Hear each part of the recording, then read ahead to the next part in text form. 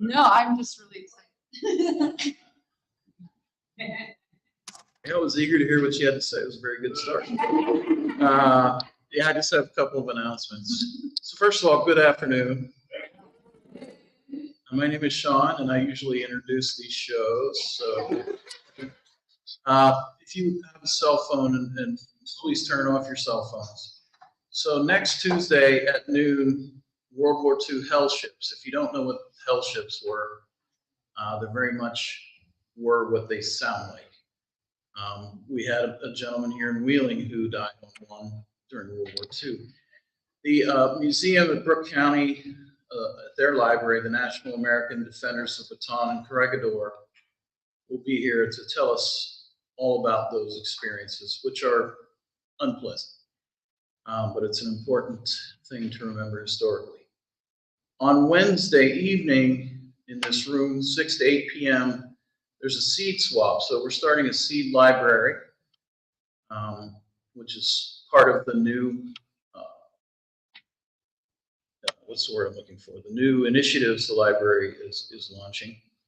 And Julia's organizing that one. So show up with some seeds if you have any. And hear all about that project next Wednesday. That is the 25th. And on the 30th, as you can see, we will have films. Now, I'm not allowed to advertise the films outside this building for some odd copyright reason. But you can probably guess what that one is. And you can probably guess what that one is. Those are the two films. So that's on Monday, the 30th, noon and 7 p.m., the two movies. And then on the 31st, Halloween Day, I will be Count Dracula in a radio play. But remember we did War of the Worlds?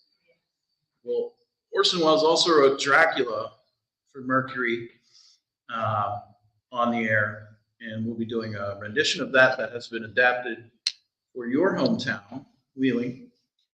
And I'll be Dracula, and other people have parts, and there'll be some high school kids here from Belair. They like to do the plays. So they'll be all doing all the sound effects. Should be a lot of fun. We'll have treats and other things. So that's on Halloween Day. Now, our speaker today is Samantha, who you've already met. She's a teacher, writer, and editor in Columbus, Ohio. Came all the way from Columbus to be with us today. And she has an MFA and MA in creative nonfiction. Her essay, Fountain Girls, is listed as a Nobel and Best American Essays 2017, and is anthologized in Contemporary Creative Nonfiction, an anthology. Other essays have been in Literary Hub, Columbus Alive, Bust, Brevity, and Guernica. She loves in her spare time to protest mutual aid, roller derby, you may have heard of that, and karaoke. Okay, so here she is. Please welcome Samantha Tucker. Surprise!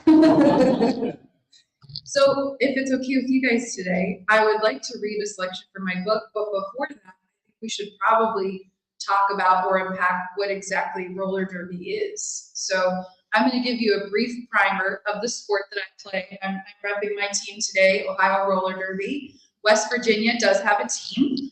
I'm pretty sure they're called Chemical Valley is the name of the team. And because West Virginia is small, there are less skaters, so they all kind of come together from all over the state. I'm not actually sure where they practice, though. I think you said Charleston? Charleston. So I have met people on that team. And raise your hand if you know about roller derby. Okay. Raise your hand again if it's the 1970s roller derby where the track was banked and you could like punch people in the face. That's not the one I play. I would consider it though.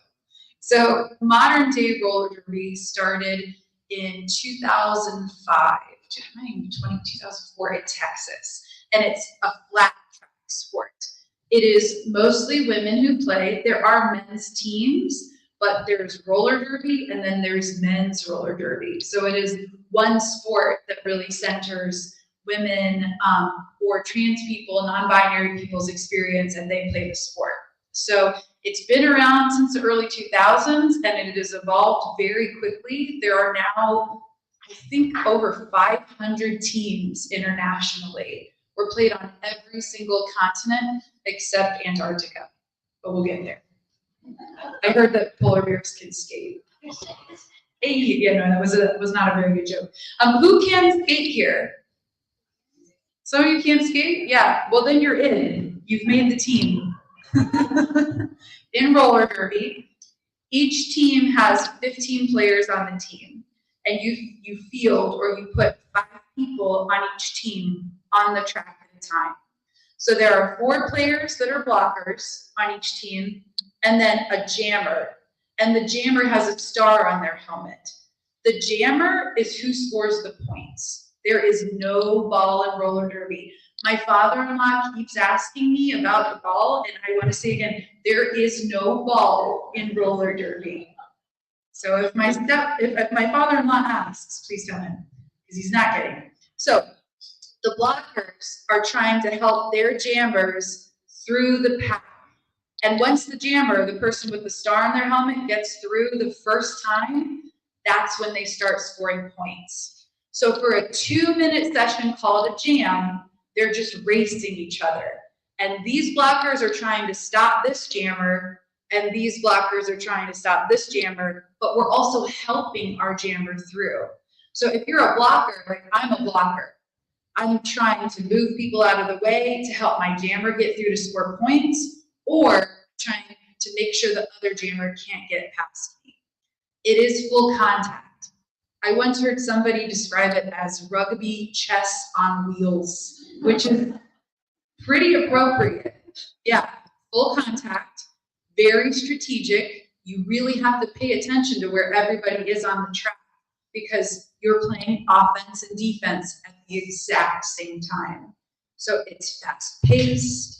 It is brutal. I can't punch people in the face as much as I'd like to sometimes when we're not doing so well on the track. But you can hit with your shoulders, you hit with your hips. You cannot hit along the back here. That whole area is a no zone. Nothing in the center of the back, nothing above the head. And if you fall down, you have to get up quickly too, or you will be considered impeding the game, because you do get assessed penalties.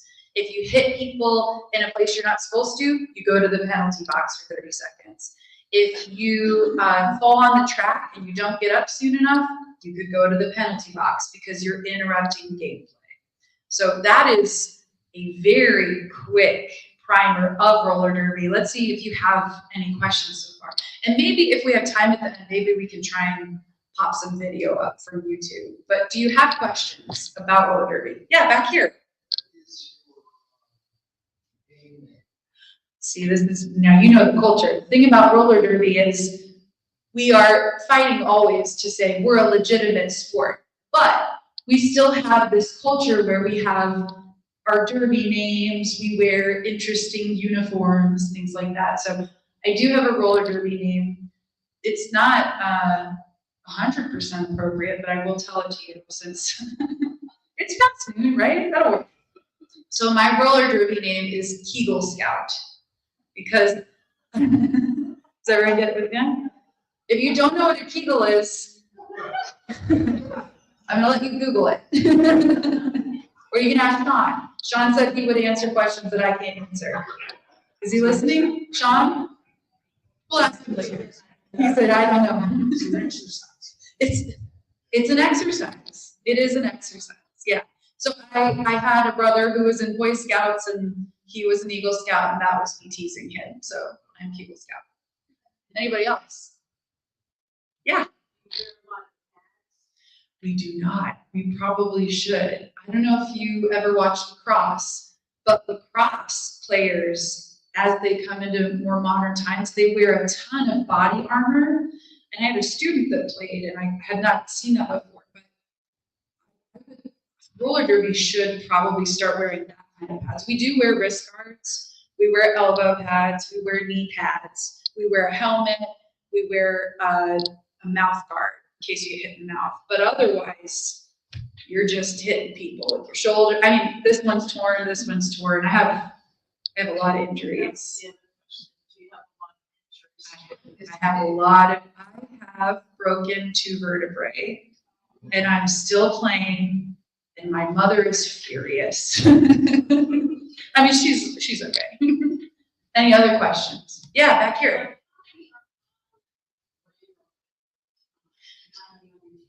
So each bench is allowed to have 15 players ready, but just for a 2-minute session, you have 5, 4 blockers and 1 jammer. And then they go against the other 5, 2 minutes, called off, do it again. You just keep going. And so each half is 30 minutes. A game is about an hour, hour and a half, depending on penalties. But it's not a huge group, and we're supposed to stay pretty close together because we're fighting each other all the time. Yeah, right here. The game I saw in St. Clairsville, they had 3 or 4 zebras, and one was wearing a kilt, and they would come in. They would actually be on the floor with the roller derby girls. We have officials, yeah, the referees. Yeah, so actually we do have referees. They also typically have derby names, but the game is really complex. There are a lot of rules, and so we have referees who are on skates, and they'll follow us around and tell us when we're hitting a penalty or when we're too far apart because we're supposed to stay within a certain distance of each other. They also are the people who time us when we go to the penalty box because you have to sit there for 30 seconds. So yeah, we do, sometimes we call them zebras. Ohio's reffing team, they call themselves Kokapi, which is a type of animal. So they also have their own kind of interesting culture. But yeah, we have a lot of referees. We need to have referees. Yeah. Let's see, this season was our first full season back since COVID, and we played 6 home games. We played Pittsburgh, Steel City, which if you want to see a game, Pittsburgh plays really close to here. They're our sister team. We love them. We kicked their butts. Maybe don't tell them that. We played Pittsburgh. We played Detroit this year. We did not kick their butts. We played Ontario. We went to Ontario and played a tournament. And in that weekend, this was just in August, we played Minnesota, Philly, and Ontario. We lost to Ontario. We had a huge upset. We beat Minnesota. Minnesota is much higher ranked than we are. So now that game has happened, as we move into this next season, we have a real chance to go to playoffs, which is very exciting. In a given season, you typically play around 6 to 10 teams. It just depends on the size of your league, the region that you're in, because we also are broken up into Northwest, Northeast, American South. The best team in the world is actually New Zealand. A team in New Zealand is really, really good. So yeah, we've played Sweden, those guys have health insurance. They look great. They're very strong. Washboard abs, very tall, well fed. We did not win that game. Any other questions? No, that's the thing. We pay to play and we run this sport. So each league is an independent business. Some choose to go nonprofit. We are actually an LLC because we've been around for 15 plus years now, and we do make money. But in a roller derby league, I think most of us would probably agree women's sports don't have the same audience. It seems like people aren't tuning in, or maybe they just don't know about it. And so we don't make enough money for us not to pay dues and pay for our own uniforms. But I'm the marketing director, and it takes 10 to 15 hours of my week, and you do it because you love it. We have a board of directors, we have a league executive director, we have meetings, we have volunteer hours. Every league runs itself. So it's by us, it's for us, and it only continues if we continue working on it. Yeah, it's a lot of time and effort. Yeah, right here. That's it. She said, how long can a person play this sport? The average roller derby career is about 3.5 years. And that sometimes comes down to cost. A lot of times it comes down to injury. We had 5 ankle breaks this year. So several of those players are not going to return because they have pretty serious injuries. And again, it's just a lot of time. Not only are you playing, sometimes you're the trainer, sometimes you are doing marketing, you are doing community outreach. So people burn out pretty quick. I have been playing the sport for 7 years, and I've been with Ohio for 6. Yeah. So yeah, right here. More than anything, it was cost and space. There's just not a lot of room to build that. You have to specially build a big track. It's like in Columbus, we've been there for 16 years, but we don't have our own space. We rent a really crummy warehouse on the south side of Columbus. It does not have running water. It does not have heat or air. It has a porta potty that is horrifying. Happy Halloween. And we play at the state fairgrounds. So even just without the big track, it's really hard to get the space. Another thing that's different, this is something I should confirm, the game then was much more performative, right? It was almost like WWE wrestling, like this. People went over the rails. Yeah, you brought me a women's wrestling magazine. It was much more like choreographed, or I think there were a few games where it was like San Francisco and there were alligators in the center of the ring. We don't do that. There are no alligators and there's no ball in this version of roller derby. But we still have holdovers where the game is more legitimate. We still have roller derby names. We wear intense makeup when we play sometimes. A lot of my teammates are huge fans of glitter. So there's still some performative aspects, but it's not choreographed and no alligators. Yeah. Anybody else? Yeah, right here. We do. We have sponsors. In Columbus, a lot of our sponsors are local small businesses.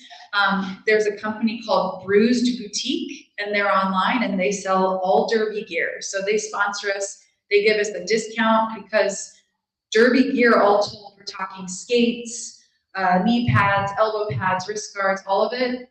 It's close to $1,000 worth of equipment that you have to play. So yes, we do have sponsors. Some of them sell equipment. Some are bars in town, radio stations. There's a radio station in Columbus that sponsors us, but we're always looking for more. And I'm sure Chemical Valley is in need. So yeah, go ahead.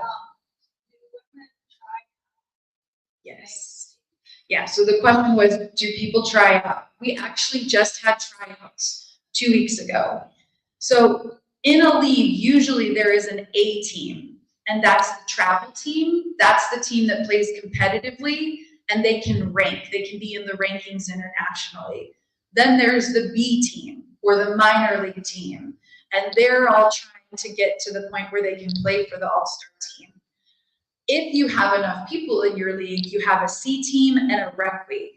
So teams like Portland, Oregon, like 500 members in their league. They have a lot, yeah, they have a lot of teams. They have a lot of different teams that play each other.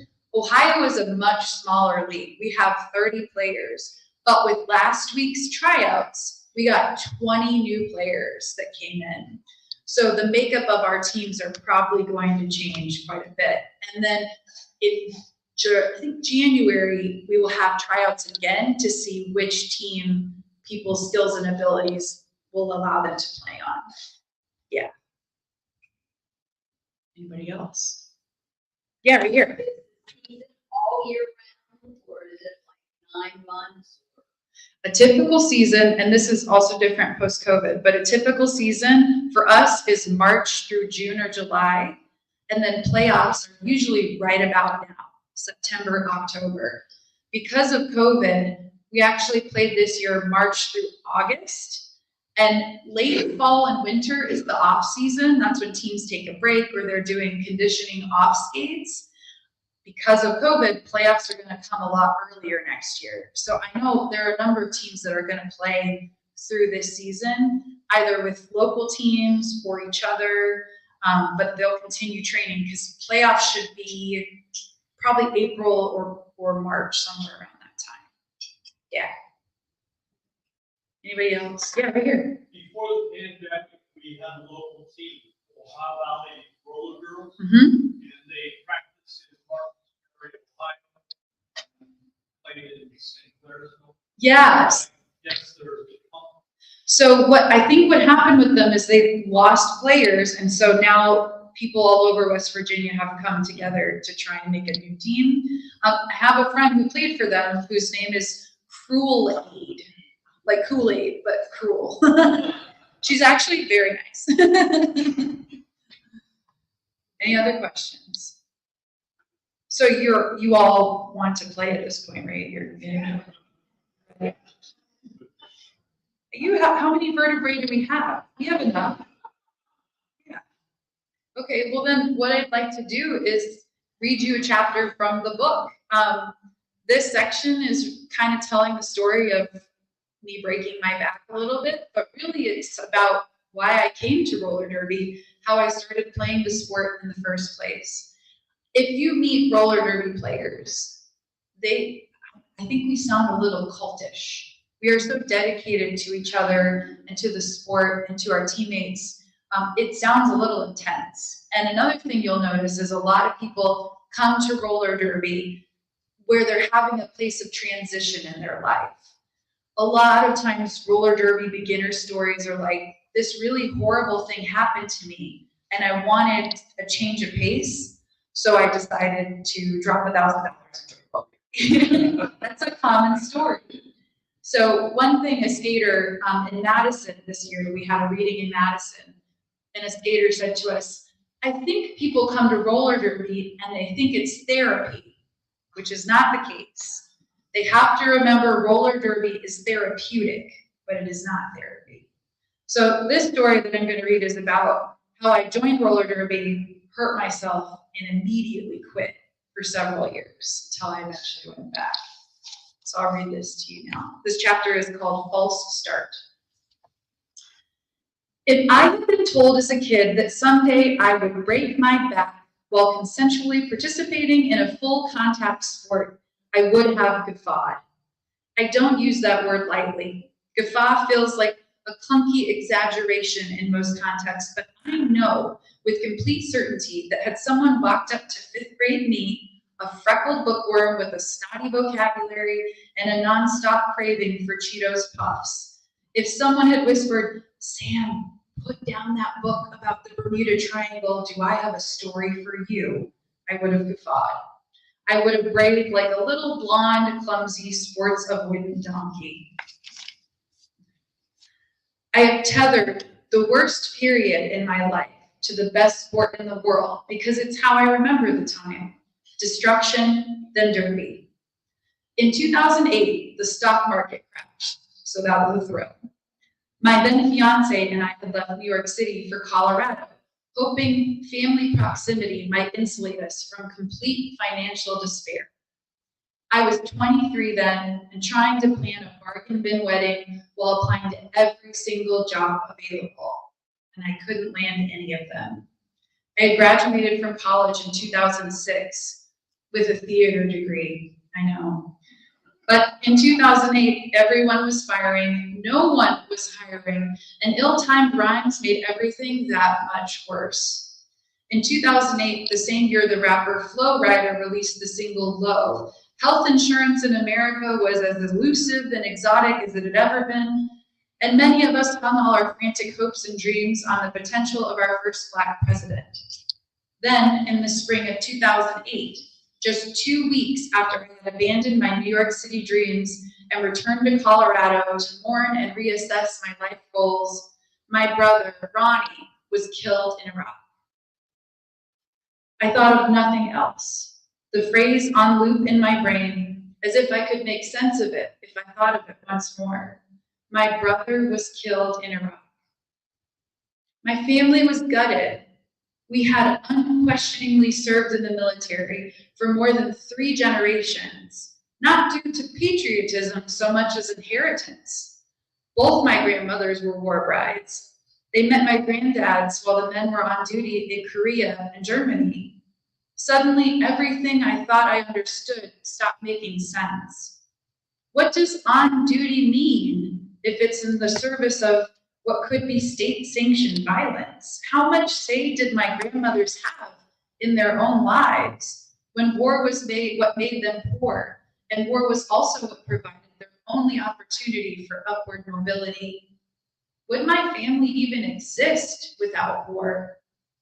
Where I grew up, surrounded by 3 military bases and a whole lot of red, white, and blue, the Army was the local, dependable employment option, a way to find stability and health insurance to pay for college, to get out of our small town. It's near impossible to be critical of war when war is just an everyday way of life, when war is framed as not much more than work. But after my brother's death, all I could think of was, why was he there to begin with? And why are any of us ever? I thought it again, my brother, killed in Iraq. Americans, knowing or not, we bask in the luxury of war over there on someone else's land. My brother was killed in Iraq, but so are hundreds of thousands of Iraqi civilians just trying to live their lives. War is as constant and far-reaching as it is abstract and local, forever and invisible, illegally made sometimes, economically sound other times, and mostly happening for someone else until it isn't. I was consumed by the loss of my brother. I stopped living in the world in an apolitical fog, and I started asking questions that my family, my community, and most of the country did not want asked and could not answer. My grief left me untethered. It left me in desperate need of something solid, something tangible. I needed lightness and purpose, ease and power. Skate City's rink on Academy Boulevard in Colorado Springs smells vaguely of cardboard, pizza, and feet. Though these might be the same smell overlapping, it is surely the familiar smell of all skating rinks in America. The inner rink walls are tall and blue shag, early proponents of safety carpet in weird places. Everything else gleams cinder block white or painted neon, an occasional ballet bar bolted waist high for people in need of additional support. On skates, I'm not one of those people. In 2010, every late Thursday evening, an eclectic group of roller skaters paid around $6 to skate fast and learn to skate faster. The group, casually led by a former near-Olympic speed skater, featured women anywhere from 18 to 50-something, and very few dudes other than our volunteer instructor. Some folks had previously speed skated on ice, and others wore inlines, but the majority rocked quads, those skates with wheels 2x2. I am humiliated to admit I sported white, high-top disco wheels to the first speed skate practice I attended. I bought them at the thrift store for $5, and it was a real amateur dumbass move. The instructor looked at my skates, then my face, and my skates again. His eyes bugged. I believe he was forcing himself not to roll his eyes clear to the back of his head. He mumbled something about ankles, and I got the point. Red-faced and flop-sweating, I discoed over to the skate rental counter for a more practical, appropriate boot. I want to pause and just let you know, one person wins sweatiest player on my team every year, and that person is me. I'm about to start sweating now. Once I got good skates, what followed was an exercise in controlled chaos. Effective skating form is about precision, but where precision was lacking, I excelled in a new reckless optimism. Bend your knees, our leader called across the rink. Over the speakers, the rapper Flowrider insisted, Shorty got low, low, low, low, low. Imagine the difference between a steel rod and a steel rod with several well-placed hinges. Imagine the unbending rod pushing vertically upward, upright, but horizontally shoving through all that atmosphere. The hinging rod instead bends and glides through space, rides the horizon, uses its surroundings instead of fighting against it. I heard the instructor remind us again. I heard him say, keep your back at 45 degrees. Drive your legs out laterally rather than forward and back. Knees should stay soft. Bend your body, bend your knees. I heard all of this, but I retained none of it. My heart and head and hinges stayed hijacked by that single relentless thought. My brother was killed in Iraq. As we queued to skate the diamond, the fastest way around an oval, cutting in tight to the short curves, gaining speed at the lengthy edges of track, several tattooed women noticed my inelegant speed, like a headless chicken on wheels, my natural talent in occasionally stopping without the use of a wall or my face. As we stood in line, we stretched to remain warm and limber for the next race whistle. I was working out a leg cramp when one of the coolest people I've ever seen mentioned Pikes Peak roller derby. I have no real understanding of women's flat track roller derby as a full contact sport.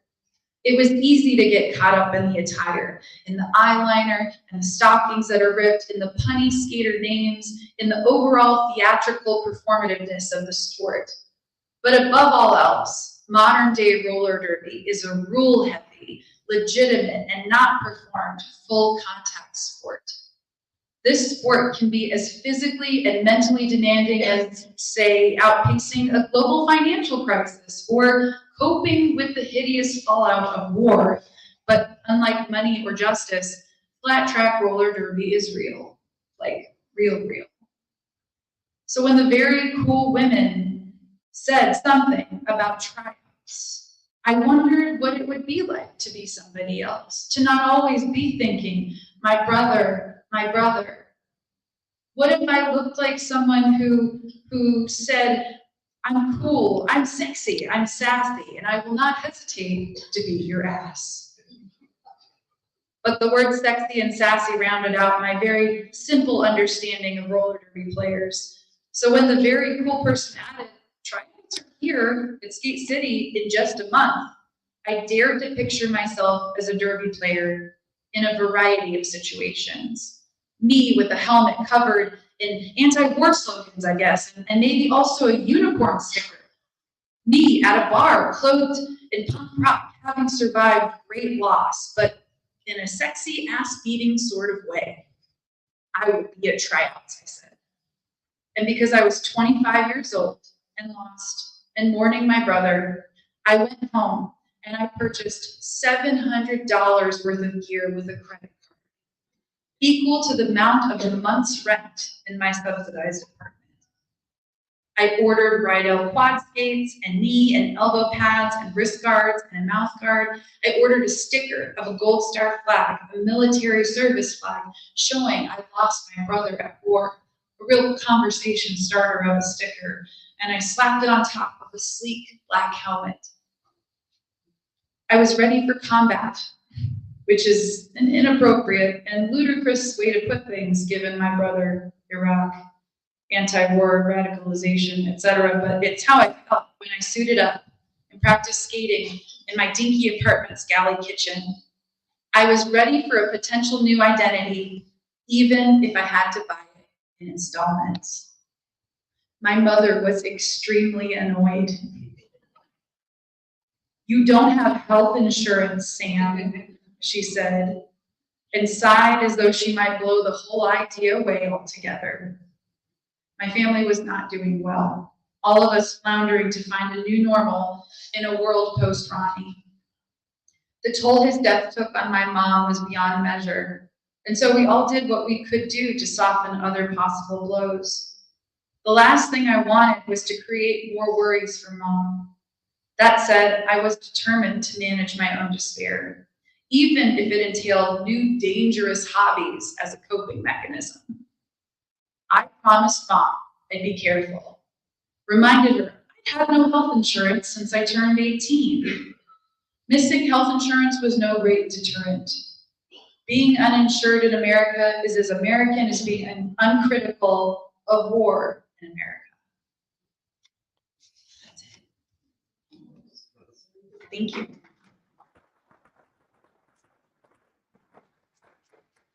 You are right. I am. Who told you?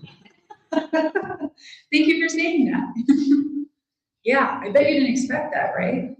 This lady shows up to talk about roller derby, and instead we go off in the direction of war. But I mean, that's roller derby. People come and they are looking for community. They are looking for a place where they can work through whatever it is they're working through.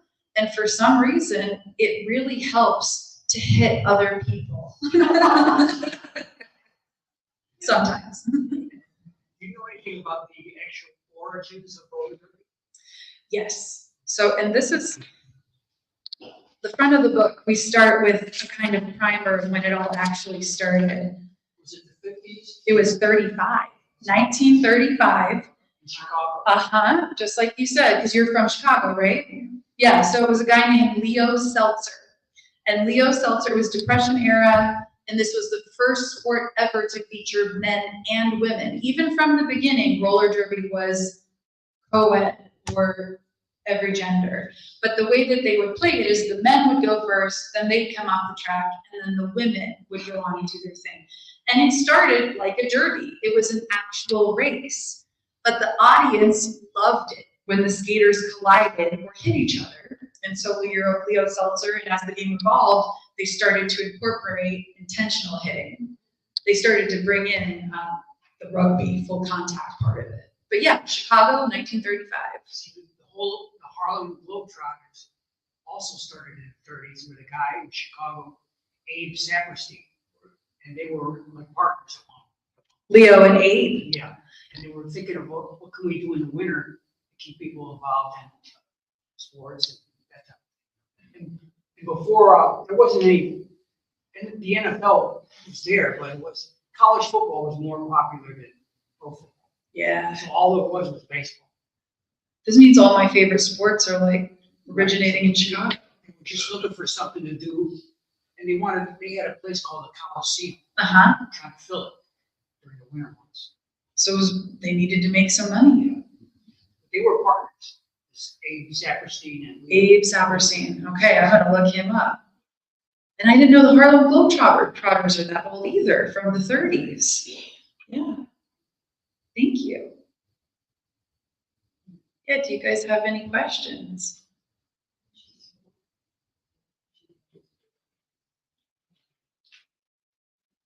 I appreciate you listening. Yeah, here's one. Yeah, go ahead.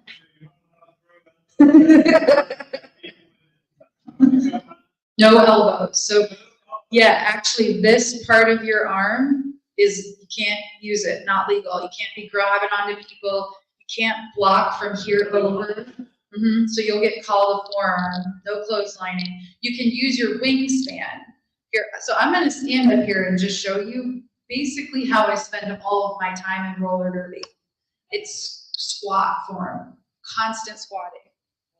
So basically like this. So if a skater's trying to get around me, I have to skate laterally, and I can keep my arms like this, and I'm trying to block them from behind. Or if they get past, I'm trying to skate this way and hit them out like that, or like that. Yeah. You also can't, again, not here. So a common penalty would be a high block, where somebody's trying to block and they go like this, using their forearm and getting hit. Concussions are also very common. Yeah. No more free-for-alls. No, it is rule heavy. You have to know what you're doing. That's why it's so hard, because it is so physical. It is brutal. It's fast. You have to be strong, but you also have to have endurance. And then it's like your head is on a swivel, where you're all like, where's the other jammer? Where are they? Where's my jammer? So you're always looking around. You have to be very, very mindful. And that's hard, because you're also like, please don't hit me. I don't want to get hit. I want to be the one hitting. Yeah.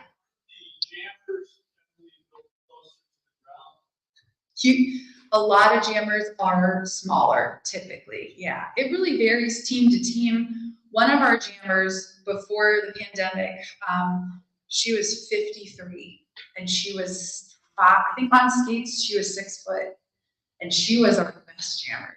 She was incredible. She was an amateur tennis player and she was the only tall jammer we've ever had. Ohio as a team, we are known nationally as a very small team. I am one of the biggest people on the team, both like in size and height. Most of our jammers off skates stand at about 5'2", so they're slight. They're trying to push through, but that's changing too because the game itself changes. Like people's skate skills are different, so a lot of times jammers are starting to try and weight lift more so that they can really break through a pack. Because usually it's me and someone else who looks like me close, and we're like arm to arm here like this. And so a jammer has to break through the seam of our bodies. They have to go right down the middle. And I'm hard to push. I need Swedes again. I do, I need to take the Swedes. I would like to get the Swedes, yes. No, so what we usually have, and we skate counterclockwise. So usually there's someone called a brace, and that person is facing 3 jammers. And the 3 of us, we're squatting low and we're touching here on the seam, but we cannot grab each other. We can grab our brace right here to like steady ourselves if someone's gonna hit. But if a jammer comes around and tries to go through here, you have to drop your arm. They cannot go through because you can't use your forearm. So if a jammer comes through this way and I'm bracing, I need to drop, and I either need to move laterally to block them with the back of my body, or the brace folds in and stops them that way. You can stop them face to face, which I kind of prefer that sometimes, but you can't push them in the other direction. You can only move counterclockwise. So there's all these really specific small details that you have to constantly be thinking about. Am I in the right direction? Where is the jammer? How low am I? Because if you're not low and you get hit, you're gonna go flying. Yeah. So my mom, she came to my very first and last game when the back break happened. This was 2010. And we went home, she goes, I have no idea what was going on. Because it is like rugby, it's just a mess of people until you understand it. And she didn't see me play until, again, this year. She came to Columbus. My family's all in Colorado, that's where I grew up. And she flew out for the Detroit game. And that was probably the best game I played all season. I think I was like, I gotta show her what I can do. So it was good. Yeah, she came in, I think it was May, and she loved it. She came to a practice. She was filming it. She still said she didn't really know what was going on. But she said she was proud, so that was nice. Yeah. So the scorer is the jammer, the person that's racing the other jammer. And basically, they have to race to get through the pack. And once that first through is done, however many times they pass those jammers, that's the points they get. So say this is the other team, blockers, and this jammer gets through on the second lap, that's 4 points. If they get through again, 4 more points. If one of these players goes to the box, you still get that point once you pass the pack. So the bodies on the track are the points that you're trying to get as you pass them, and pass them. Which is why the blockers are trying to completely stop a jammer from getting through while helping their jammer get through. Sounds like chaos to me, but you keep score, and you have a scoreboard that you can look at and see what's happening. Yep. We do. We have a huge scoreboard. That whole reffing team, that some of them are on skates to kind of call penalties. There are non-skating officials, so they're at the computer. They're keeping track of points. The refs that are skating tell them how many points. They're kind of calling it as they go through. Yeah, there's a lot of people volunteering their time to make it happen. And it is, I mean, the name of the book is Collective Chaos because it is chaotic. but it is together that we can get it done. And I think if you give it 2 games, you can really start to understand what is happening, and then it's super exciting. Have you gotten your book into the Barnes and Nobles? No, but I thought about sneaking one in under my shirt and just popping it on. So this was a university press. This was Ohio University, and I went to graduate school for creative writing, and it's really hard to get a book published out of New York City where it's going to have that kind of visibility. I have an agent. I have someone who works on my behalf in New York. But the problem with nonfiction is if you don't have a platform, like if you're not on social media with a big presence, or you're not Miley Cyrus or someone famous who's writing a book, it's really hard to get those big publishing houses to pick it up. So a lot of times people in my position, they will publish with university presses. That also gives you more freedom. Like, you can kind of say what you want. There's nobody editing saying, nah, we're gonna have you do this instead. So I enjoyed that part of it. And I've been able to tour. Amy and I have been to Pittsburgh, Madison, Canada. We're going to Colorado at the end of the year. We've been able to do readings that have been set up by the university press for us. So it's not in Barnes & Noble yet, but if you know a guy. Independent books. We are in a lot of independent bookstores. If you go into any independent bookstore in Columbus, you'll find us. You've already been to Pittsburgh. We've been to Pittsburgh. White Whale, they have us, and we did a reading there. Yeah. So what is the average score? That's a good question. The average score is usually in the high hundreds, mid 200s. Yeah. A jam, like a 2-minute jam, a high-scoring jam would be 20 to 30 points. And that's what's also really interesting about Derby, is that the game can change at the drop of a hat. Say you're down 50 points. You could have 2 really strong jams with that jammer getting through in just 2 2-minute periods, and all of a sudden make a comeback.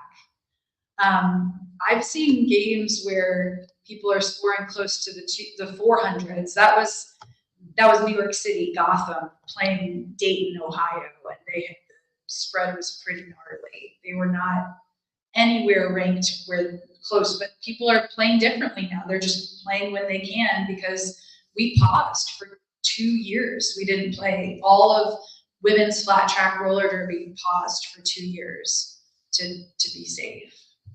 So, yeah. What did you have a part 2? Well, you have 15 flags on the team. Mm-hmm. So you run like 3 lines. 2 or 3, depending. Yeah. You're going to escape for a game, about 20 minutes each. About that. In Canada, we were really short, and so I have played games where you're not getting a break. That jam is called, and you're either staying on the track for like 3 or 4 in a row, or if you can, someone will sub, but most of the pack stays.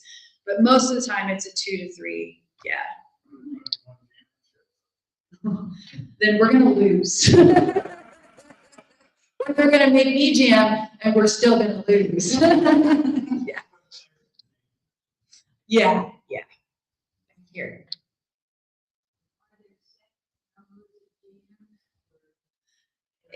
It's however many you can get in.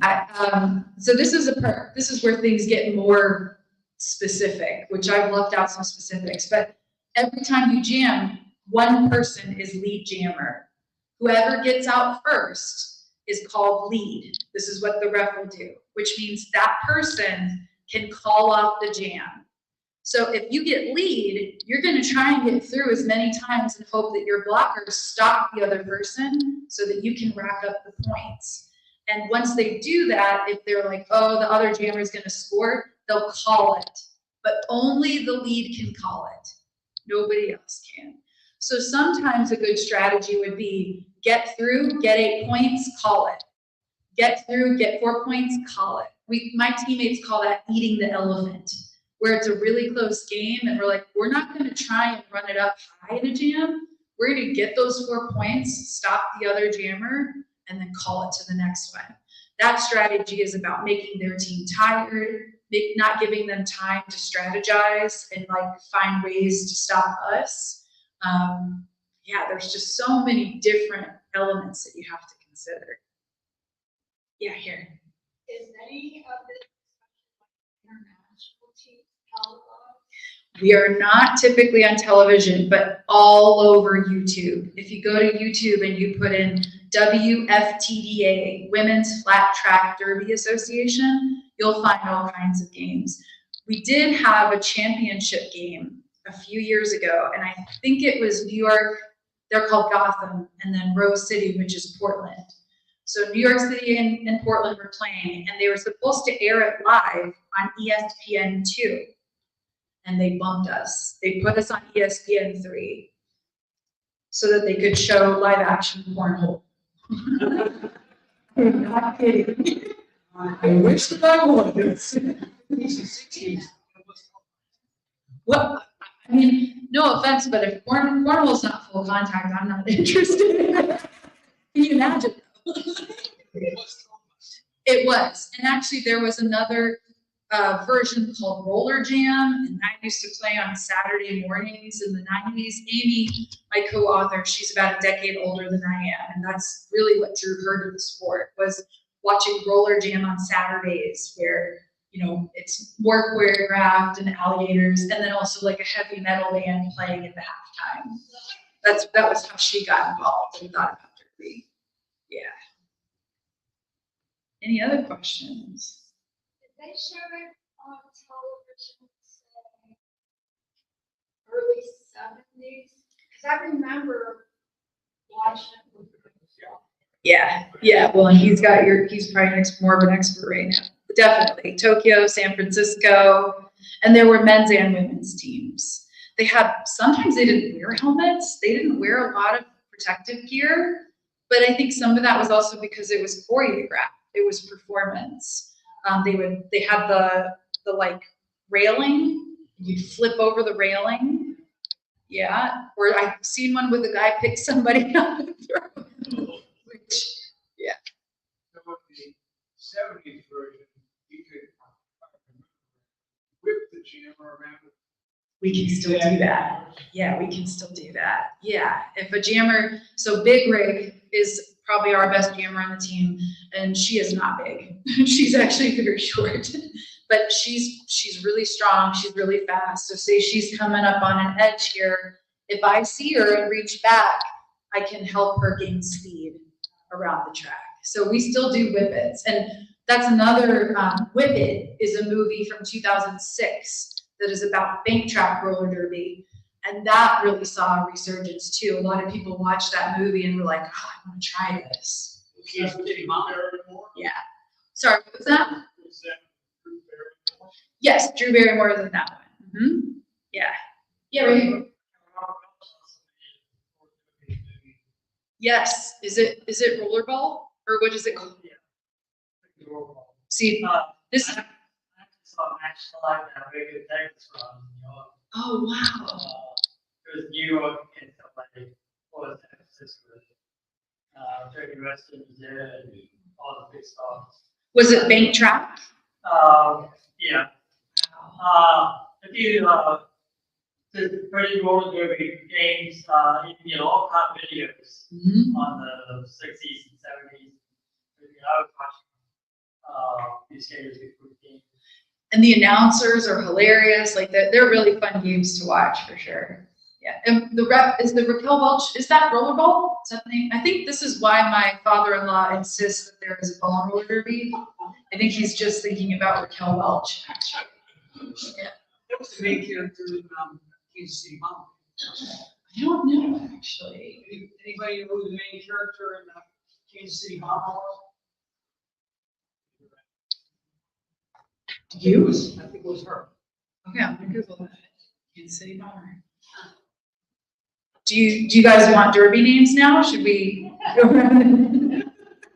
Yeah, go ahead. Yeah. Really?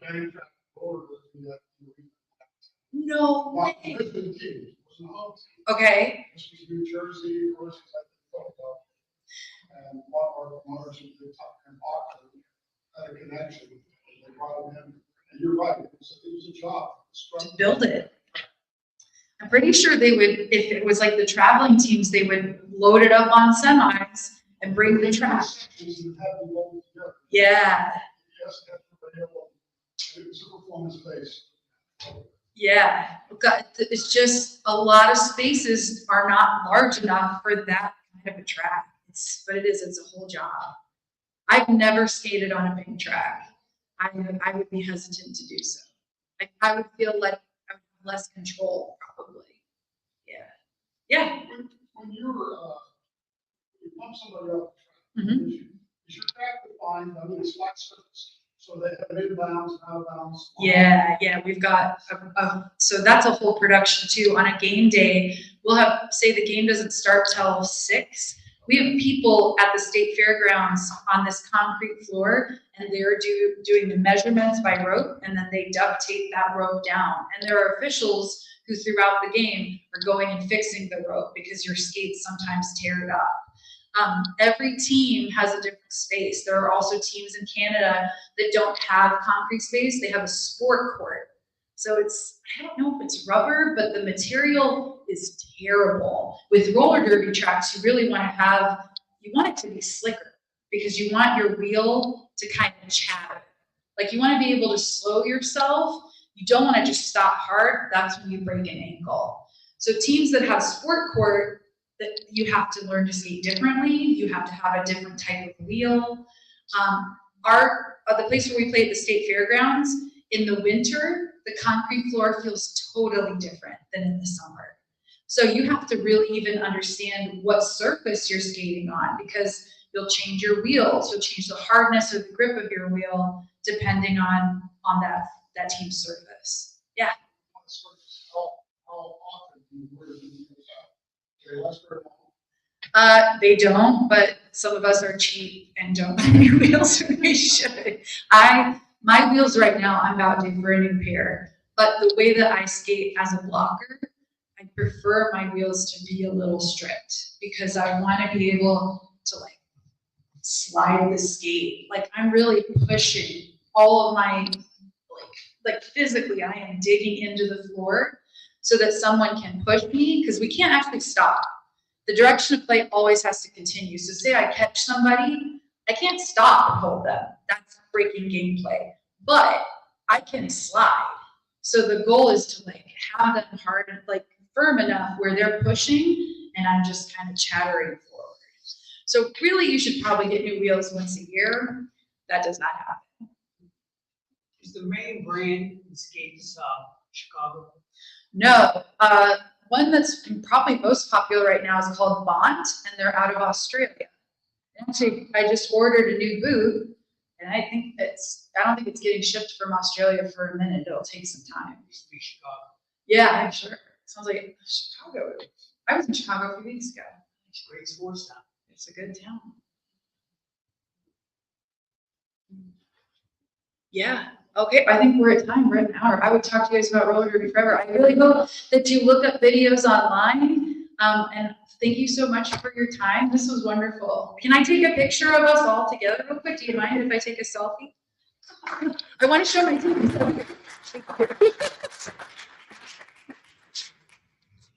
Okay, ready? Yay! Thank you. Thank you so much.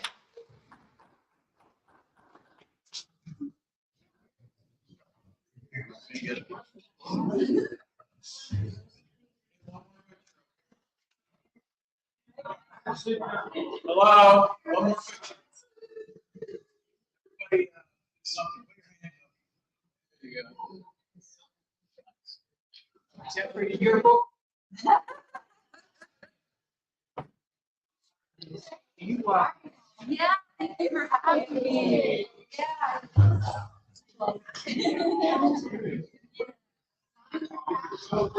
Yeah. See, this is why I look like so red in my